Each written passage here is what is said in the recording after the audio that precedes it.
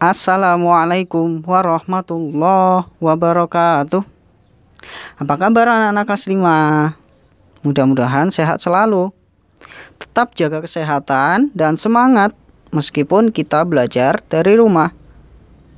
Nah, pada hari ini kita akan melanjutkan pelajaran sejarah kebudayaan Islam kita tentang upaya Nabi Muhammad SAW dalam menjalin perjanjian dengan kaum non-muslim. Namun sebelum kita belajar, kita berdoa terlebih dahulu. Doa mulai. A'udzubillahi minasyaitonirrajim. Bismillahirrahmanirrahim. Rabbi zidni ilma warzuqni fahma. Amin. Anak-anak semua yang Bapak sayangi, seperti halnya di Indonesia yang memiliki beragam macam agama, suku, budaya, ras, dan bahasa. Ada yang menganut agama Islam, ada yang menganut agama Hindu, ada yang menganut agama Buddha, Konghucu, bahkan ada yang menganut kepercayaan. Begitu juga dengan beragam macam budaya Indonesia. Ada suku Minang, ada suku Jawa, ada suku Sunda dan sebagainya yang terjalin satu kesatuan dalam Bhinneka Tunggal Ika. Nah, agama Islam di Indonesia itu agama yang menganut ajaran yang dibawa oleh Rasulullah SAW, yakni ajaran untuk menghargai agama lain atau menghormati budaya orang lain. Nah, hal itu tercermin dalam perlakuan Rasulullah SAW ketika memimpin kota Madinah yang menjalin perjanjian dengan kaum non-muslim. Apa saja perjanjian Rasulullah SAW terhadap non-muslim?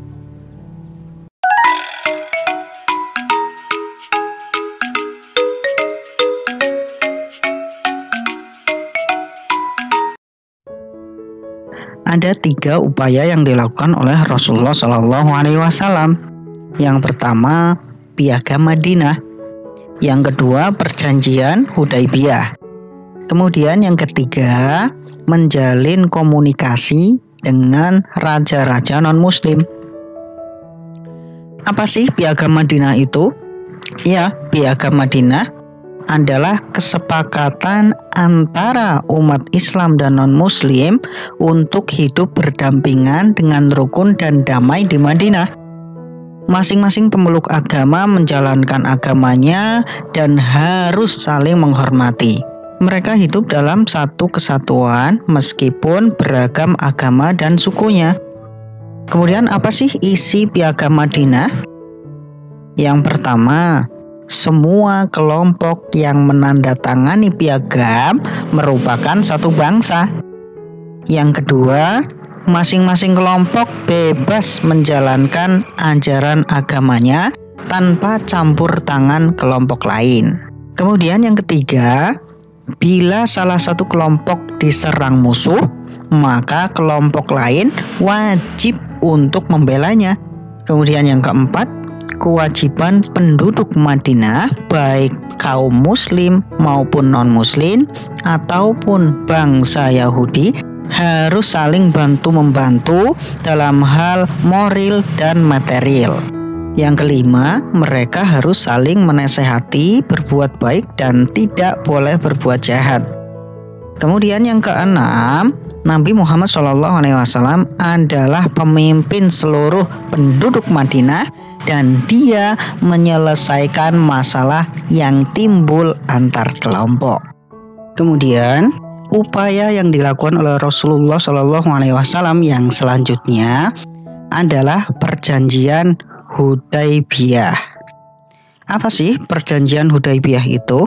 Perjanjian Hudaibiyah adalah kesepakatan damai antara Rasulullah SAW dengan kaum kafir Quraisy Mekah. Perjanjian itu terjadi pada tahun 6 Hijriah di desa Hudaibiyah.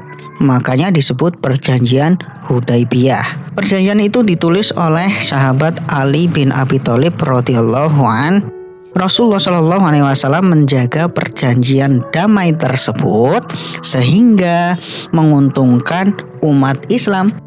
banyak kaum kafir Quraisy yang masuk Islam dalam perjanjian tersebut, termasuk Khalid bin Walid dan Amr bin As. Kemudian apa sih penyebab perjanjian Hudaybiyah? Nah, pada tahun 628 Masehi, sekitar 1.400 muslim berangkat ke Mekah untuk melaksanakan ibadah umroh. Namun karena pada saat itu kaum kafir di Mekah sangat anti terhadap kaum muslimin Madinah terkait kekalahan mereka dalam perang Khandaq, maka Mekah ditutup untuk kaum muslim. Tidak hanya itu, mereka menyiagakan pasukannya untuk menahan muslim agar tidak masuk ke Mekah. Nah, pada waktu itu bangsa Arab benar-benar bersiaga terhadap kekuatan militer Islam yang sedang berkembang. Kemudian Nabi Muhammad SAW mencoba agar tidak terjadi pertumpahan darah di Mekah, karena Mekah adalah tempat suci.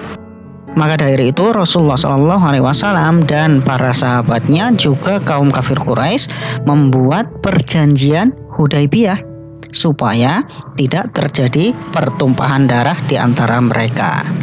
Apa saja isi perjanjian Hudaybiyah itu? Yang pertama, peletakan senjata antara kedua belah pihak selama 10 tahun. Kemudian yang kedua, orang Quraisy yang datang kepada kaum muslimin dengan tidak seizin walinya, maka harus ditolak oleh kaum muslimin.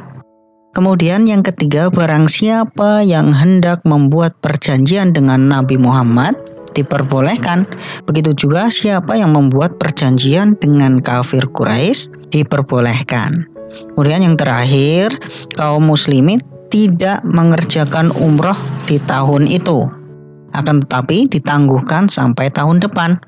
Di tahun depan, kaum muslimin memasuki kota Mekah sesudah Quraisy keluar. Kaum muslimin masuki kota Mekah tidak boleh membawa senjata sesuai dengan perjanjian yang pertama, yaitu tidak boleh membawa senjata selama 10 tahun.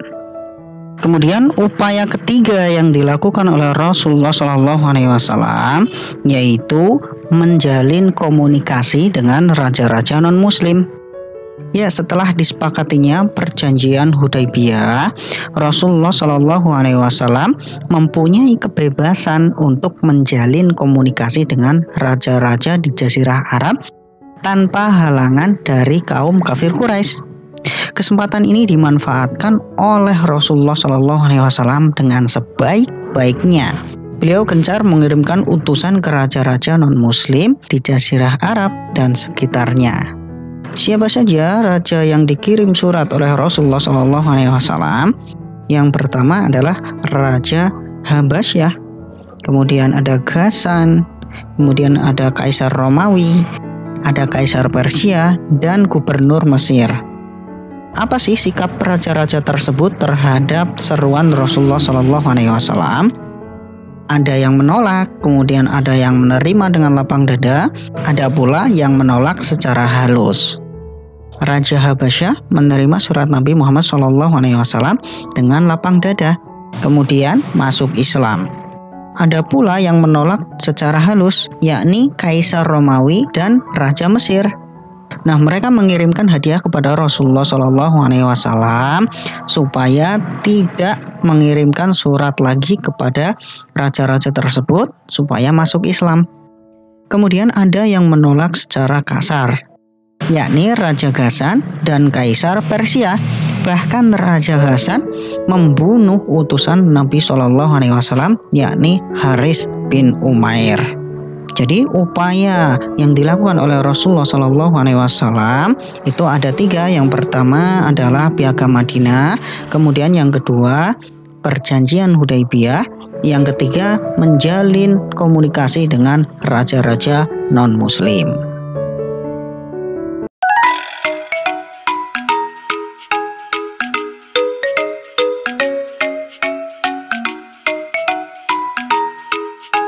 Baik, demikianlah pembelajaran kita tentang upaya Rasulullah SAW dalam menjalin perjanjian dengan kaum non-muslim. Mudah-mudahan bermanfaat. Jika ada hal yang kurang jelas, boleh ditanyakan di kolom komentar.